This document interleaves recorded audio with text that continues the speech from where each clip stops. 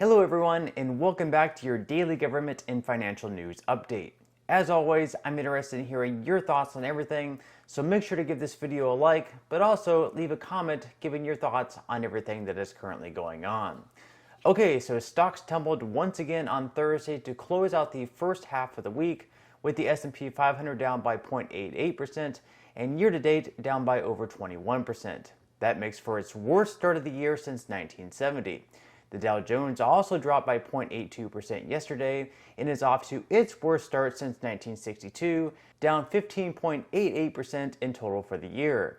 Furthermore, the NASDAQ dropped by 0.34% yesterday and is now down by nearly 25% since the start of the year, which is, wait for it, its worst start ever. Of course, this also means you can get some heavily discounted prices on the market, so it's definitely not a bad time to either start investing or, if you are already, continue to dollar cost average down. Plus, if you haven't already, make sure to get your 6 free stocks from Webull by opening an account and depositing as little as 1 penny by clicking my link, which you will find in the pinned comment section below. And so, with the deadly combination of high inflation and rising interest rates, consumer confidence is also taking a hit. According to a recent government report, consumer spending for the month of May was lower than anticipated, mostly due to rising prices causing reduced spending. And with reduced consumer spending comes possible job layoffs, as companies such as JP Chase, Redfin, and Netflix have already announced job cuts. If the economy continues to see things slow down, we could see even more companies begin layoffs, which will create even more pain for the U.S. economy. And to add even more confidence for Americans, Fed Chairman Jay Powell is now saying, "We now know how little we understand about inflation."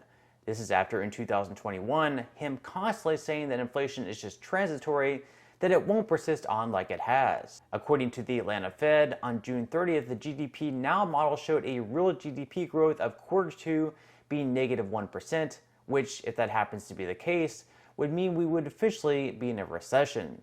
Since a recession is created by 2 consecutive quarters of negative growth in the economy, this would be the second quarter in a row showing just that. In Q1, of course, our GDP contracted by 1.6%, and according to this estimate, Q2 showed yet another dip of 1%. Of course, we won't know for sure whether or not we're currently in a recession for another month, as the official data won't be released until then. In some housing news, the average 30-year mortgage rates also increased to their highest rate since November 2008, now up to 5.81% for the week ending on June 23rd. With the Federal Reserve still fighting inflation, there are even more rate hikes expected in the future. So with that said, we can definitely expect a drop in home prices as the purchasing power for buyers begins to lessen. Okay, so back to inflation for a moment. One of the places Americans are seeing the biggest hike and impact to their wallets is, of course, the price of gasoline.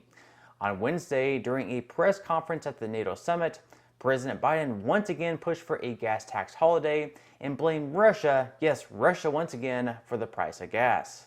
If we do these things, it's estimated we could bring down tomorrow, if Congress agreed and the states agreed, we could bring down the price of oil about $1 a gallon at the pump, in that range. And so we could have immediate relief in terms of the reduction of the elimination of temporary elimination of the gas tax. And so I think there's a lot of things we can do and we will do, but the bottom line is, ultimately, the reason why gas prices are up is because of Russia. Russia. The reason why the food crisis exists is because of Russia. Russia not allowing grain to get out of Ukraine. President Biden also said that we'll all need to just face these high gas prices for as long as it takes, of course, to beat back on Russia. Now, of course, even before the Russian invasion, we saw huge hikes in the price of gas, so it's pretty obvious this has much more to do with the president shutting down domestic oil production rather than relying on imports from Russia. And so we even have former economic advisors of Barack Obama saying that President Biden doesn't really have great answers on these questions. Here is Dylan Axelrod saying just that. When the president got into those questions, gas prices and inflation and abortion rights, there was a lot less of that certainty, a lot less of that emphatic nature of his initial presentation on NATO because he doesn't have great answers. Also, just a friendly reminder that back in April of 2020 during his campaign, Biden tweeted that President Trump needs to stop blaming others and just do his job. And here we are, July 2022, now president and no longer campaigning, doing exactly the opposite of what he suggested. Go figure, right? Of course, when President Biden and members of Congress get paid so much to create such bad policies funded by our taxpayer dollars, I'm sure they hardly feel the pain. Meanwhile, low and middle class Americans are having to go through extremely tough times right now, often working 2 or 3 different jobs just to make ends meet.